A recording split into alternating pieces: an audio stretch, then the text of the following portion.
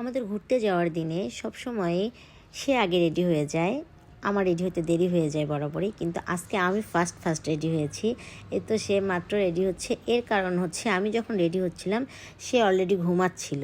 তো যাই হোক, আমিও ইচ্ছা করে ডাক দেইনি, কারণ ডাক দিলে আবার সে আমাকে খুব বিরক্ত করে যে হচ্ছে না এখনও, তাড়াতাড়ি নাও। তো এই জন্য আমি আর ডাক দেইনি। তো তারপর যখন তাকে ডাক দিলাম দেখি তার রেডি হতে দেরি হচ্ছে। যাই হোক, এই তো আমরা বেরিয়ে পড়েছি। যেন সুন্দর বিকালটা আমরা পাই, এটাই চাওয়া ছিল। কারণ বিকালটা না পেলে ছবি বা ভিডিও কোনোটাই খুব ভালোভাবে ক্যাপচার করা যায় না। তো খুব সুন্দর একটা গোধূলি লগ্ন ভাব, মানে পুরোপুরি না, বিকাল প্লাস সূর্যটা একটু ঢলে পড়ছে। এই সময়টা আমার খুব বেশি পছন্দ। তো যাই হোক, একটু ঠান্ডা ঠান্ডা ভাবও ছিল। আমরা যাচ্ছিলাম সরিষার খেতে। আপনারা কিছু ছবি দেখেছেন, এটা দেখে বুঝতেই পারছেন এটা সেই দিনেরই ভিডিও। হচ্ছে আমরা একটু শুক্রবার করে ঘুরতে বের হই। তো অনেক দিন থেকেই, প্রায় 5 বছর আগে আমি সরিষার খেতে ঘুরতে গিয়েছিলাম।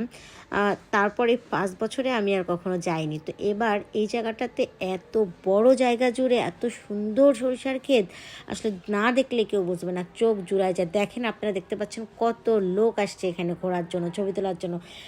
ক্ষেতটার দিকে লক্ষ্য করেন, মানে পিঁপড়ার মতো লোকজন মনে হচ্ছে, মানে কিছু বলার ভাষা নাই।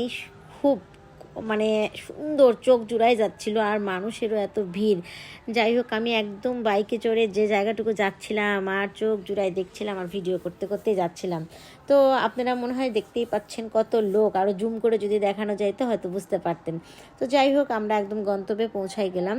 এখান থেকে নিচে নামার জন্য একটু মাটি কেটে সিঁড়ির ব্যবস্থা করে দিয়েছে। তো আমরা এই তো কষ্ট করে নেমে আসলাম। শাড়ি পরে নামাটা একটু দুষ্কর, তবু নেমে পড়তে পারলাম আমার হাজব্যান্ডের সহযোগিতায়। তো যাই হোক, এসে একটি তো ঘুরে ঘুরে সরিষা ফুল দেখছিলাম। তারপরে হচ্ছে মনটা চাইলো যে সরিষা ফুল একটু নিয়ে কানে গুঁজে দিই। যদিও আমি গাজরা পরে গিয়েছিলাম, তারপরও একটু মন চাইলো, একটু ফটোশ্যুটও করেছি অবশ্য এই ফুল দিয়ে। তার সঙ্গে আমি ফান করছিলাম যে আসলে আমরা তো কখনো সরিষা ফুলে ঘুরতে আসিনি, দেখো কত সুন্দর। তো সে বলছে হ্যাঁ তাই তো তাই তো। তো আমরা ফটোশ্যুট করছিলাম। এই তো দৃশ্যমণি, ও ফটোশ্যুট করছিল। ওকে ঘুরতে একটু নিয়ে গেলাম, কারণ পরীক্ষা, শুধু পড়াশোনা, দূরে কোথাও নিয়ে যেতে পারছি না পরীক্ষার জন্য।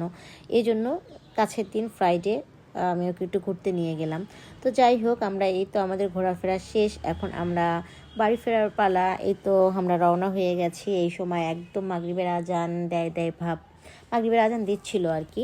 তো আমরা এখান থেকে একটা রেস্টুরেন্টে যাব, কারণ আমরা একটু ঘুরতে বের হলে ঘোরা শেষে একটু খাওয়া দাওয়া করি। এই তো আমরা রেস্টুরেন্টে চলে আসছি। এই রেস্টুরেন্টের খাবারগুলো আমার খুবই পছন্দ, আপনাদের সঙ্গে মনে হয় এর আগেও শেয়ার করেছি। তো দেখা যায় আমার যে রেস্টুরেন্টের খাবার বেশি পছন্দ আমি সেখানেই বরাবর যাই। তো খাবারের ব্যাপারে আসলে কোনো স্যাক্রিফাইস করা যাবে না। তো এই তো গিয়ে আমরা অর্ডার দিয়ে খাবারের জন্য ওয়েট করছিলাম, আর হচ্ছে গল্প করছিলাম।